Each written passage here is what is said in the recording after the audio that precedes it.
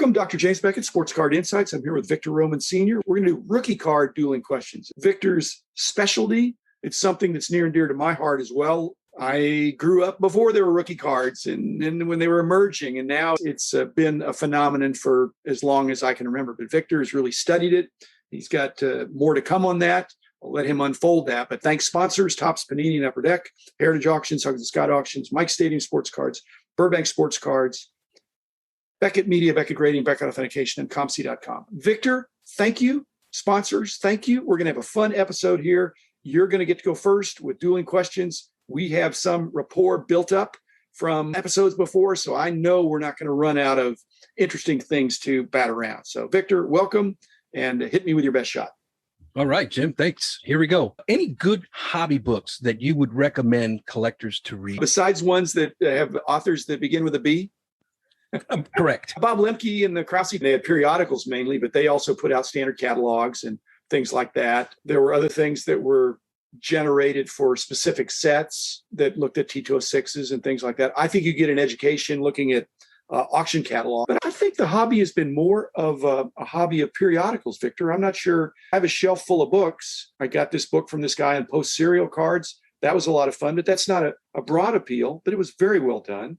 Another guy did a book on food issues. Again, not limited interest, but I think the format for today is more periodicals, blogging, podcasting. That's where people are getting their information now. But I've got a shelf full of books, and unfortunately, most of them have authors that begin with B, and I have plenty of those. So, anyway, that's a tough question. I'll have to think about that some more, and maybe I'll come back to that.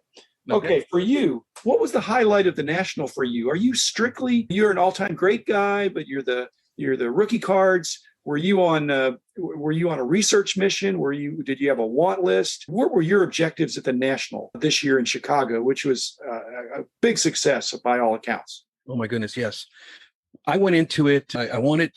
My main objective was to speak to some of the more seasoned collectors and more seasoned dealers that were there you have done an excellent job at giving us the evolution of the rookie card from, say, 1980 forward. What I was looking for, how did the rookie card originate? What is the origin story of the rookie card? And so I went into it with that primary focus. I wanted to speak to people who were around in the 1970s, and specifically to that topic. And I'm excited to say that I will be having a video on that topic very soon. My secondary objective was to focus on my set registries that I have. I have a total of 10. I have 6 of them that still need to be completed. So I wanted to stay focused on that.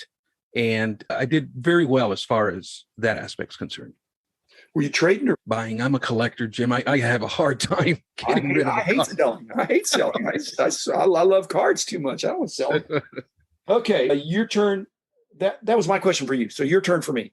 Okay. Can you give us a story on the most challenging time that you and your team had pertaining to the rookie card? And can you possibly take us back to how it was handled? Probably the XRC stuff. We had the dilemma 83, 84, problematic. We've mentioned that Fernando and Cal Ripken had traded cards that came out after their 3-player Topps rookie card. But in 83, Darryl Strawberry, who burst on the scene, who was a phenomenal talent and squandered, I think, some of his natural ability. If he'd have stayed straight the whole time, he'd be a major Hall of Famer, sweet swing. But he had a card that preceded. So before his 84 cards came out, he had an 83 traded a rookie, right, extended rookie card. There was a real dilemma that next year, especially because 84 Donruss was the first Donruss set really that was held in high esteem. 84 Fleer also was a significant upgrade from 83 Fleer, and Topps was just Topps. So with Strawberry, you had this card that preceded it. And so the dilemma we had were these 84 cards from Strawberry, not rookie cards, because he had this card that came out in 83. And so the XRC was developed to try to hedge that a little bit, to say, yeah, these are rookie cards, but you need to be aware there's an extended rookie card out there that precedes it. And there's always a battle of where people's money wants to go, where the demand is. They're all good cards, but that 83 Topps, by our strict definition of the time, it was not a rookie card. And yet people were treating as such. But if I called that a rookie card, then that meant the 84s would not be. And that would have been flying in the face of what a lot of people were saying. So that was, I don't know, that was a crisis, but it was a challenge. Whenever we'd come up with a definition, that's why your work is important, Victor. As we'd come up with a definition, the card companies and the dealers and the collectors would read the definition and say, well, okay, where's the loophole? Yeah. And they'd find a loophole, and the card companies say, okay, we're going to now do traded cards in packs. We're going to do these extended sets in packs. And then you can't say that anymore. So that was the problem. Okay. You've been involved with the Baseball Card Hall of Fame with Ray and Mike, and hats off to you. I think that's a great contribution. Really appreciate what you guys are doing. And I've not kidded them, but I've just said, well, I hope somebody would do this with a Football Card Hall of Fame and a Basketball Card Hall of Fame and a Hockey Card Hall of Fame. And I brought it up with Jeremy Lee, on his show. Wouldn't that be great? But I've never until now said, Victor, what about doing a Baseball Rookie Card Hall of Fame? Have you ever thought about that? And again, there'd be some overlap there with the Baseball Hall of Fame, with the Baseball Card Hall of Fame. But what do you think about that? A Baseball Rookie Card Hall of Fame? I love the concept, but again, because of that overlap, I would be hesitant on doing that on the baseball side of things. On the hockey, I'm not very knowledgeable on hockey. I have so many things that I'm juggling right now that I have not considered starting, say, a football or a basketball. But the idea is there, and it's a very good one. Perhaps in a future endeavor, I wouldn't mind taking on a project like that. I love doing projects of that sort. I just was thinking, aren't you doing that with your All-Time Greats blog? The tone of it, as I look through it, it's rookie cards that are exemplary, and you're creating it. You're not calling it a Hall of Fame, but they're these fantastic rookie cards of Hall of Famers. Yeah. And that's the focus, is Hall of Famers and giving an official checklist of the official rookie cards per se. But yeah, in a sense, that is what I'm doing. I just don't call that. Okay. As a collector, do you view inserts and parallels as true rookie cards? I am a purist. And so I make a distinction between those two. Inserts, I would say I lean toward no, because they're different design. They're not the mainstream set. They're ancillary. And some are easy and some are tough. I didn't want to draw that line. So I would say inserts, no. Parallels are another story. It's pretty hard to tell somebody that's a new collector, hey, that's not a rookie card. It looks exactly the same as the other rookie card, but it's rare. It's serial numbered. It's a different color background or something like that.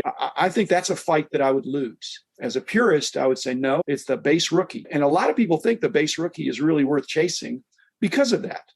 But it's hard to say, no, the same card with a slightly different design background with a serial number, I think I've lost that battle. Yeah. But inserts, I'm willing to try to make an argument that comes out in the rookie year, could be a great card. But according to my definition, I wouldn't say that's a rookie card. Okay. Are we on the same page there, or pretty close? We're exactly on the same page there. Okay. Was that your question for me? Yes. Okay. I have a lot of minor league cards and junior hockey league cards, things like that, college cards for basketball and football. How do you categorize those? Do you call them pre-rookie cards, or you think they're just not legit in some cases, but they're early cards of Hall of Famers, and a lot of them didn't make it, but of the ones who made it big? So do you draw a line there? Yeah, I do. And it's really the model that I've really adopted from ComC.